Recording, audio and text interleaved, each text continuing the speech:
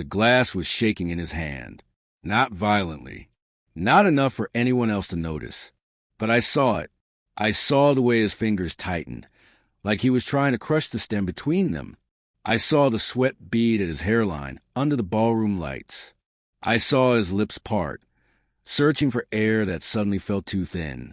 90 seconds earlier, that champagne had been meant for me.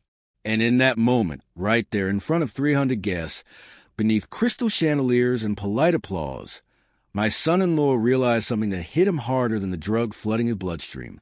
He had made a fatal miscalculation. He had mistaken age for weakness. Before I tell you how I expose him, dismantle his plan piece by piece, and watch his entire life collapse in public, tell me where you're watching from tonight. Drop your city in the comments. And if you believe that underestimating an older man who spent decades making life or death decisions is one of the most dangerous mistakes a person can make, hit that subscribe button, because this story isn't just about revenge. It's about patience. It's about precision. And it's about what happens when predators choose the wrong target. My name is Richard Lawson.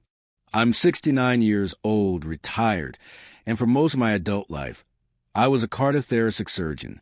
41 years in operating rooms teaches you things most people never learn.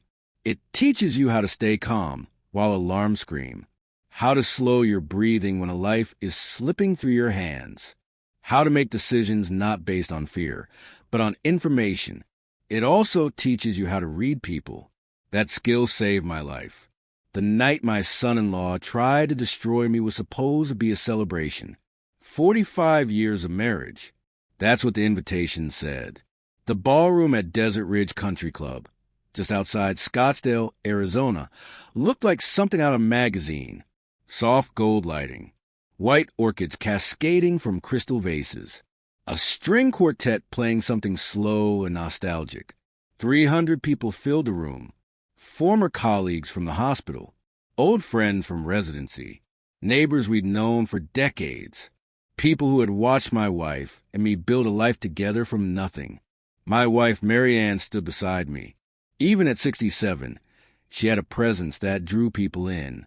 Calm, warm, the kind of woman nurses trusted instinctively and patients remembered years later. She squeezed my hand, smiling up at me. "Can you believe it?" she whispered. 45 years. I smiled back, but my attention wasn't on the room. It was on Evan Brooks. Evan stood near the champagne table, one hand casually resting in his jacket pocket. Tall, well-groomed, expensive suit that fit just a little too perfectly. The kind of man who wanted to look successful more than he wanted to be successful. Most people found him charming. I never did. There was something about the way his eyes calculated people, like he was constantly measuring what they were worth to him.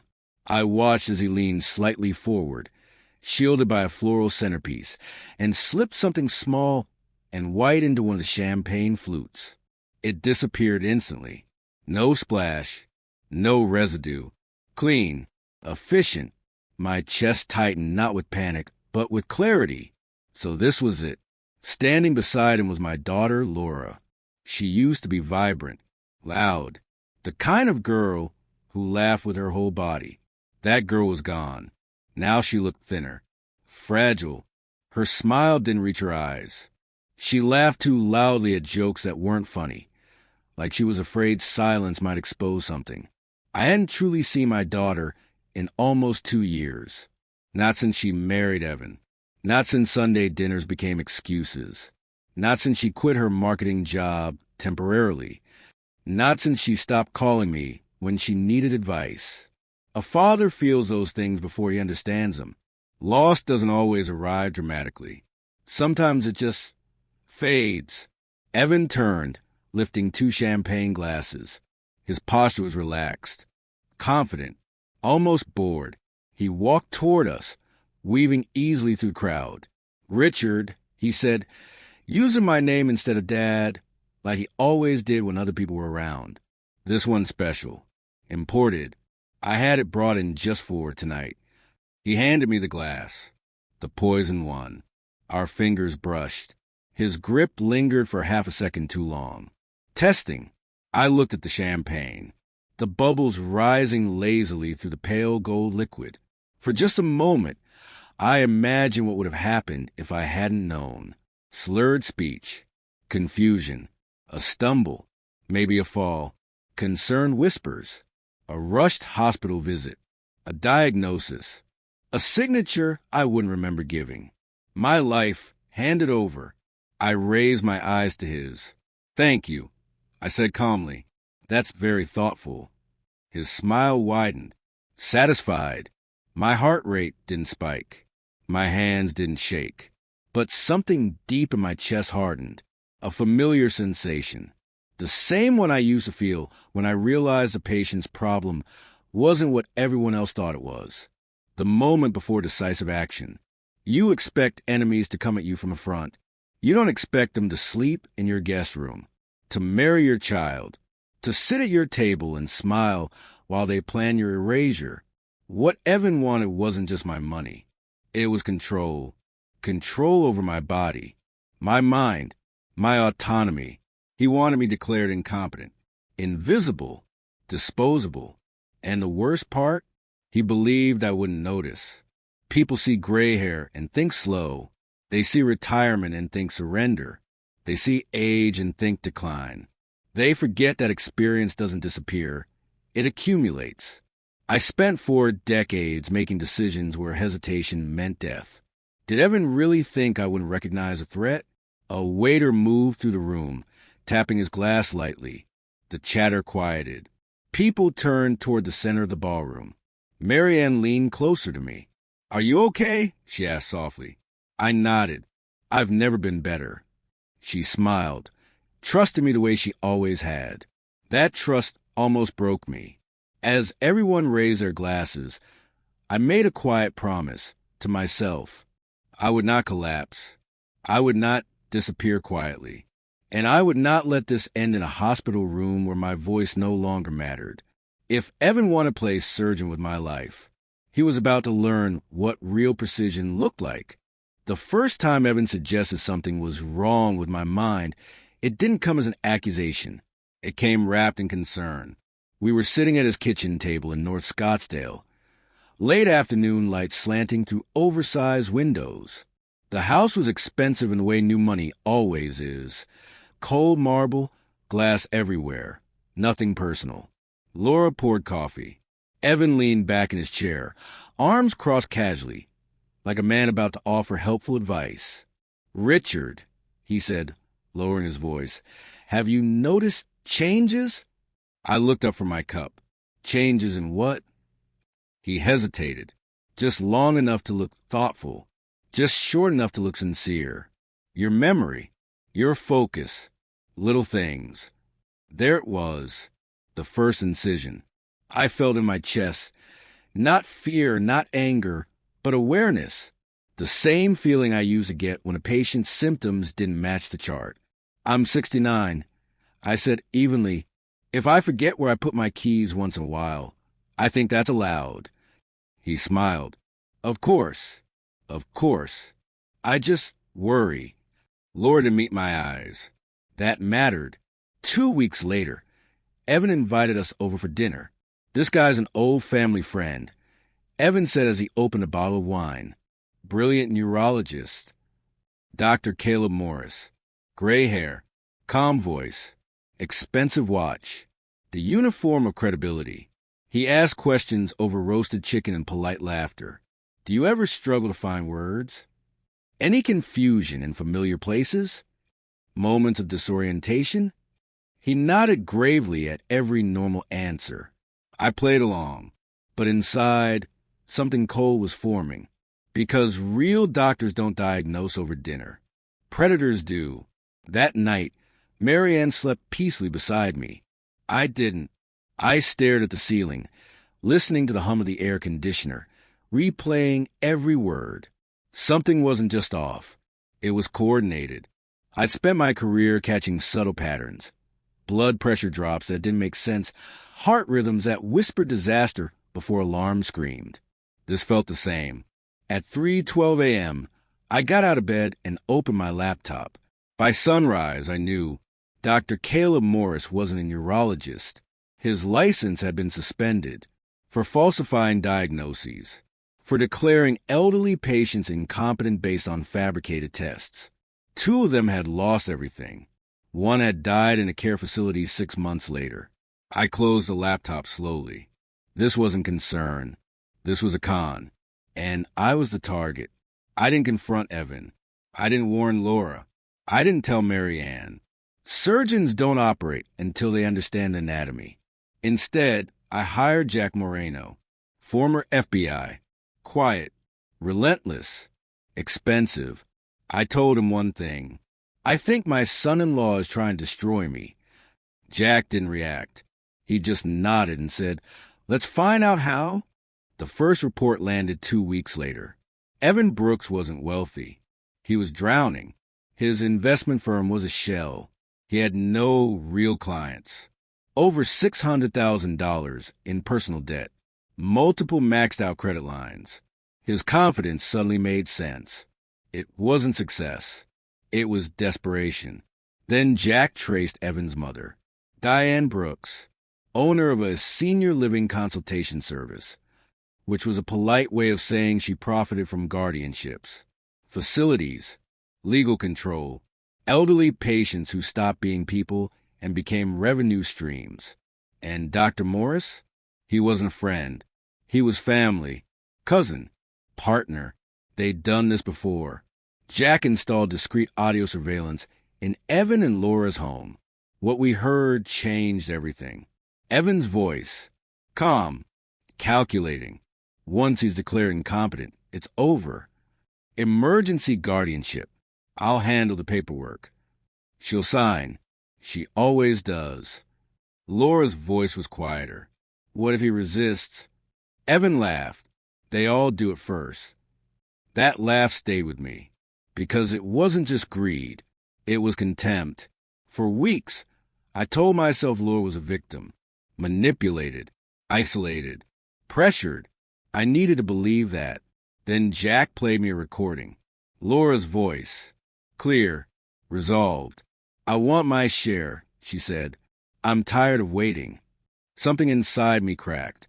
Not loudly, not dramatically. Just a dull, irreversible break. I didn't cry. I felt empty. The little girl who used to fall asleep in the back seat with her head on my shoulder, she was gone. And in her place stood someone willing to erase her own father for convenience. I took a day off from the investigation. I sat alone in my car by the lake and let myself grieve. Then I went back to work. The drugging begins. That's when Jack found the worst part. Tiny doses, almost unnoticeable. Haloperidol slipped into my coffee during Sunday dinners. Just enough to cause mild confusion. Just enough to create a pattern. I remembered those afternoons. The slight fog. The momentary lapses. The way Evan watched me closely. He was building a case. Manufacturing my decline. I felt sick. Not because of the drug. Because of how close it came to working. 3 months in, Jack brought urgency into his voice. They're speeding things up. Evan was hemorrhaging money. Creditors were closing in. The anniversary party loomed. Too many people. Too much scrutiny. They needed a public incident. A collapse. A spectacle. Once it happened, Dr. Morris would evaluate me. By Monday, I'd be legally incompetent. By Tuesday, Evan would control everything. My house, my finances, my medical decisions, my life. They wouldn't kill me. They didn't have to. That night, I told Marion everything. Every recording, every plan, every betrayal. She listened without interrupting. When I finished, she took my hand. "What do you need from me?" she asked. That's when I knew I'd survive this. "I need you to trust me," I said, "and not interfere." She nodded. "I always have." The plan. I contacted Detective Sarah Klein. Financial crimes. Elder abuse. She'd been circling Dr. Morris for years. My evidence gave her the missing piece. The anniversary party would be the stage. 300 witnesses. hidden cameras, paramedics pre-alerted, police nearby. And Evan? He would drug himself. Not by force, by arrogance. I could have gone to the police immediately, but Evan would have denied everything, claimed misunderstanding, destroyed evidence. Men like him survive on ambiguity. I needed certainty. I needed him exposed completely, publicly, irrefutably. So I waited, and I watched, and I let him believe he was winning. Back in the ballroom, the toast was moments away. Evan stood relaxed, confident, certain. I held the glass meant to end me, and I felt calm, because I knew something he didn't. This wasn't a celebration. It was a controlled environment, and the patient on the table wasn't me. The string quartet softened. The room stilled. 300 conversations faded into silence as glasses were raised. To Richard and Marianne, someone called out, 45 years. I lifted my champagne flute. The poison one. At least, that's what Evan believed. I felt his eyes on me. Predators always watch their prey right before the strike. I took a sip. So, did Evan. I swallowed slowly, deliberately, keeping my face neutral. Across the room, Evan tilted his head back and drained his glass in 2 eager gulps. 2 eager, like a man rushing toward a finish line he thought was already his. The applause began. I watched him over the rim of my glass. 10 seconds. 20. 30. His smile faltered. Evan blinked. Hard. Once. Twice. His fingers flexed at his side like they didn't quite belong to him anymore. He rolled his shoulders, as if trying to shake off an invisible weight. Diane, his mother, leaned toward him. "What's wrong?" she whispered. He opened his mouth to answer. Nothing came out. His jaw worked uselessly, like the words were stuck somewhere between thought and sound. I'd seen that before, in patients who were losing control of their bodies. His pupils dilated. His face drained of color. And then his knees buckled. It wasn't dramatic. No loud crash. No theatrical collapse. Just a slow, horrifying surrender to gravity. Evan crumpled to the polished ballroom floor, like a puppet whose strings had been cut. Someone screamed. A glass shattered. Chairs scraped back as guests surged to their feet. Diane dropped to her knees beside him, wailing his name. Laura rushed forward. Her hands shook as she grabbed his arm. "Evan!" she cried. "Evan, wake up!" But I noticed something no one else did. She wasn't surprised. Terrified, yes. Panicked, absolutely. But not shocked. She knew exactly what was in that glass. And in that moment, she knew something else too. It hadn't gone according to plan. "Call 911, someone shouted. Already done. 2 paramedics entered within minutes. Not by coincidence. They knelt beside Evan, checking vitals, administering oxygen. "He's having a reaction," one said. "A bad one." Diane's sobs grew louder. "This was supposed to be him," she screamed, pointing at me. "It was supposed to be—" She stopped herself too late. Too many people heard, including Detective Sarah Klein, standing calmly near the exit. She met my eyes. I gave a small nod. It was time. The emergency room smelled like antiseptic and memory. I'd spent half my life in places like this. The nurses recognized me immediately. "Dr. Lawson," one whispered. "Are you okay?" "I'm fine," I said, "but he won't be." Evan was stabilized. His stomach pumped. The blood work came back fast. Too fast to deny. The doctor, a young man who'd never met me before, approached the family. "We found haloperidol in his system," he said carefully, "at a very high dose." Diane froze. Laura went pale. That's impossible," Diane stammered. The doctor didn't blink. "This wasn't accidental," he continued. "The police have been notified." Laura sat down hard. I watched her hands tremble in her lap. Detective Klein interviewed us separately. When it was my turn, I told her everything. The recordings, the surveillance, the plan. The switch. I didn't embellish. I didn't justify. I simply explained. She listened quietly, then leaned back. So, she said, you let him poison himself. He prepared the drink. I replied. I just declined to drink it. She nodded slowly. That's what I thought. Evan was arrested in his hospital bed. Attempted assault. Conspiracy. Elder abuse. Fraud. Diane was arrested at her home before sunrise. Dr. Caleb Morris was taken into custody at his office later that morning. Laura was given a choice. Cooperate or join them. She chose to cooperate. I didn't feel relief. I felt finality. The courtroom was quiet when the recordings played. Evan's voice echoed through the speakers.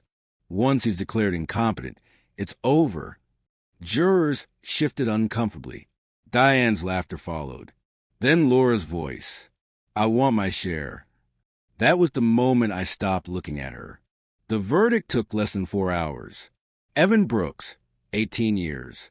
Diane Brooks, 15 years. Dr. Caleb Morris, 22 years. No appeals. No sympathy. Justice, clean and final. People asked me if it felt good, if revenge was satisfying. That's not the right word. It felt quiet, like closing a door that should never have been opened. Marianne and I sit on our porch now most evenings, watching the Arizona sunset bleed into the mountains. She holds my hand. Sometimes we don't speak. 45 years teaches you that silence can be full. A month after the trial, I received a letter from the son of a woman Dr. Morris had victimized years earlier. Because of the reopened investigation, her case was re-examined. Her assets were recovered. Her name cleared. She didn't die forgotten, he wrote. Because of you. I folded the letter carefully. Some victories ripple farther than you expect. If there's one thing I want you to understand, it's this. Evil doesn't always arrive screaming. Sometimes it smiles. Sometimes it calls you Dad. Sometimes it asks if you've been feeling forgetful. Trust your instincts. Ask questions. And never believe that age makes you disposable. If this story gave you chills, hit that like button. Tell me in the comments, what's the most satisfying justice you've ever seen? And subscribe for more stories where patience beats cruelty and intelligence outlast greed. Because some mistakes you only get to make once.